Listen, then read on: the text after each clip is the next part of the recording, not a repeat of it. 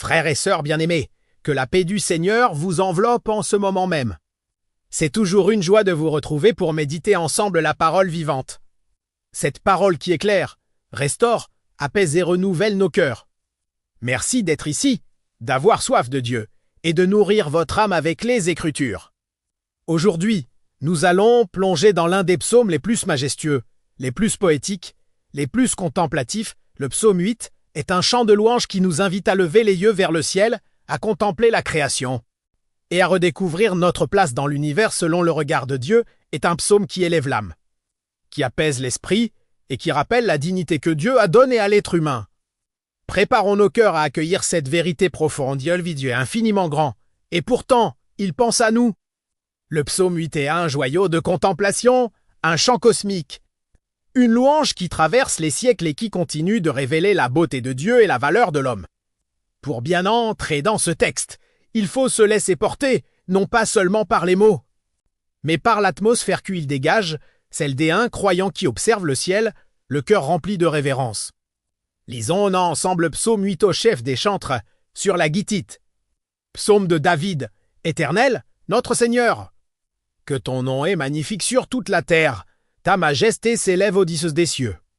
Par la bouche des enfants et de ceux qui sont à la mamelle tu as fondé ta gloire, pour confondre tes adversaires, pour imposer silence à l'ennemi et au vindicatif. Quand je contemple les cieux, ouvrage de tes mains, la lune et les étoiles que tu as créées. Qu'est-ce que l'homme, pour que tu te souviennes de lui? Et le Fils de l'homme, pour que tu prennes garde à lui? Tu l'as fait de peu inférieur à Dieu, et tu l'as couronné de gloire et de magnificence. Tu lui as donné la domination sur les ouvres de tes mains, tu as tout mis sous ses pieds, les brebis comme les bœufs, et les animaux des champs, les oiseaux du ciel et les poissons de la mer, tout ce qui parcourt les sentiers des mers. Éternel, notre Seigneur, que ton nom est magnifique sur toute la terre. Dès les premiers mots, David s'élève. Il ne parle pas de lui. Il ne parle pas de ses problèmes. Il ne parle pas de ses combats. Il parle de Dieu. Et cette attitude est déjà une révélation. Quand nos yeux sont fixés sur nous-mêmes, nos soucis deviennent énormes. Quand nos yeux sont tournés vers Dieu, nos soucis reprennent leur juste place. David parle du nom de Dieu et dans la Bible, le nom représente l'essence, l'identité, l'autorité. Ils disent « ton nom est magnifique », cela signifie « ta présence est magnifique, ta puissance est magnifique, ton amour est magnifique, ton caractère est magnifique ». Dans un monde où tout est fragile, incertain, changeant, David commence par une certitude, Dieu est grand, Dieu est beau. Dieu règne. Rien que cette vérité suffit pour apaiser un cœur troublé. Quand David regarde les cieux, il n'y voit pas un hasard cosmique, mais une preuve vivante de la grandeur de Dieu. Les cieux déclarent la gloire de Dieu. Chaque étoile est une proclamation silencieuse, chaque constellation est un chant muet. Chaque galaxie est un témoignage de sa puissance. Imagine un instant que tu regardes le ciel la nuit. Tu vois des milliers d'étoiles. Mais ce que ton œil ne voit pas, ce sont les milliards d'étoiles que Dieu a créées et nommées. Pour Dieu, l'univers n'est pas un mystère. Il est l'architecte du cosmos. Le psaume 8 nous rappelle « Dieu est plus grand que tout ce que nous pouvons imaginer ». Cette phrase révèle l'humour et l'humilité de Dieu. Dieu n'a pas besoin d'efforts pour se faire connaître. Il n'a pas besoin des puissants pour se manifester. Il peut révéler sa gloire par un enfant, par un bébé, par un innocent qui ne sait même pas parler clairement. Dans un monde qui adore la force, la performance, les apparences, Dieu choisit la simplicité, la fragilité, l'innocence. C'est une manière de nous dire « Dieu ne pense pas comme les hommes, Dieu renverse les logiques humaines. Dieu manifeste sa puissance dans la faiblesse. Même un enfant confirme que Dieu est Dieu. » Même un petit peu renverser les arguments des orgueilleux. David contemple et il ne regarde pas superficiellement. Il contemple, cela veut dire qu'il prend le temps. Il s'arrête, il réfléchit. Il laisse pénétrer la grandeur de ce qu'il voit. Dans notre monde moderne, nous avons perdu l'art de contempler. Nous observons tout trop vite. Nous passons d'une image à une autre sans jamais prendre le temps de nous arrêter. Mais David, lui, contemple, et cela change tout. Il contemple le ciel comme un tableau peint de la main de Dieu, il contemple la lune comme une lampe suspendue par le Créateur. Il contemple les étoiles comme des joyaux incrustés dans la nuit. Et devant cette immensité, une question profonde surgit. David se sent petit, perdu dans la grandeur du cosmos. Le ciel lui rappelle à quel point l'homme est minuscule comparé à l'univers. Et pourtant, Dieu pense à l'homme. C'est là le miracle, c'est là la bonne nouvelle. C'est là la révélation du psaume 8. Dieu est immense, mais son amour est intime.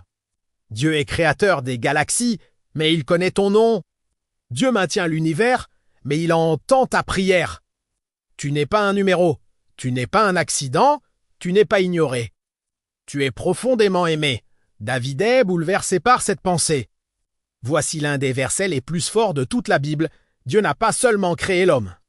Il l'a honoré, il l'a couronné. Cela veut dire, l'homme porte la marque de Dieu. L'homme a été créé avec une valeur incomparable. L'homme a été formé pour refléter Dieu sur la terre. Tu n'es pas ce que le monde dit que tu es. Tu n'es pas ce que ton passé dit que tu es. Tu n'es pas ce que tes chutes disent de toi. Tu es ce que Dieu dit que tu es. Couronné de gloire et d'honneur. Même après la chute, même après le péché, cette dignité n'a pas été effacée. Elle a été blessée, mais elle n'a pas disparu. Ce verset nous rappelle notre mission. Nous sommes responsables de la création. Dieu a créé le monde, mais il a confié la gestion à l'homme. Tout ce que Dieu a façonné, il l'a placé entre les mains de l'humanité. Cela signifie, la terre n'est pas à nous, nous en sommes les gestionnaires. Les animaux ne sont pas nos jouets, mais nos protégés. Les ressources ne sont pas nos propriétés, mais des dons à utiliser avec sagesse. Chaque créature, petite ou grande, dépend de notre respect. Dieu nous a confié un trésor immense, sa création. Nous avons une responsabilité spirituelle, morale et écologique. Le psaume 8 nous remet face à notre mission. Quand la Bible dit sous ses pieds, cela ne signifie pas domination tyrannique. Cela signifie autorité responsable. Nous sommes appelés à protéger, préserver, cultiver, valoriser. Ce que Dieu a créé est un partenariat entre Dieu et l'homme. Dieu crée et l'homme administre. Ensemble, ils collaborent pour que la terre soit un lieu de vie, de beauté et d'harmonie. David finit comme il a commencé, il commence par la grandeur de Dieu. Il médite sur la grandeur de l'homme. Puis il revient à la grandeur de Dieu. C'était un mouvement parfait, l'adoration ouvre le psaume. La contemplation nourrit le psaume. L'adoration clôt le psaume, c'est une leçon spirituelle. Tout commence en Dieu, tout trouve son sens en Dieu, tout revient à Dieu. Ce psaume est comme un souffle. Il élève l'esprit, il apaise la peur. Il restaure l'identité. Il révèle la beauté du Créateur et la dignité de la créature. En résumé, ce que le psaume 8 enseigne, profondément Dieu est grand au-delà de tout ce que tu peux imaginer. Les cieux ne sont qu'un reflet de sa majesté. Tu as une valeur inestimable. Dieu te connaît, te voit, t'aime, te confie une mission. La vie prend sens dans la relation avec Dieu. Tu es appelé à contempler, adorer, gérer et honorer sa création. Tu n'es pas insignifiant, même si tu te sens petit. Dieu te porte dans son cœur. Bien-aimé, que ce psaume soit comme un souffle de paix dans vos cœurs. Le monde essaiera pas de vous diminuer, de vous écraser, de vous faire croire que vous ne valez rien. Mais Dieu dit, je t'ai couronné de gloire et d'honneur. Quand les circonstances semblent te réduire, regarde le ciel. Quand les difficultés veulent te faire croire que tu es seul, rappelle-toi si le Dieu qui a suspendu les galaxies pense à toi. Tu n'es pas oublié, tu n'es pas abandonné. Tu es mort, voulu et précieux. Que le psaume 8 ravive ton identité et renouvelle ta confiance dans ce Dieu qui a créé l'univers. Et qui pourtant marche avec toi chaque jour.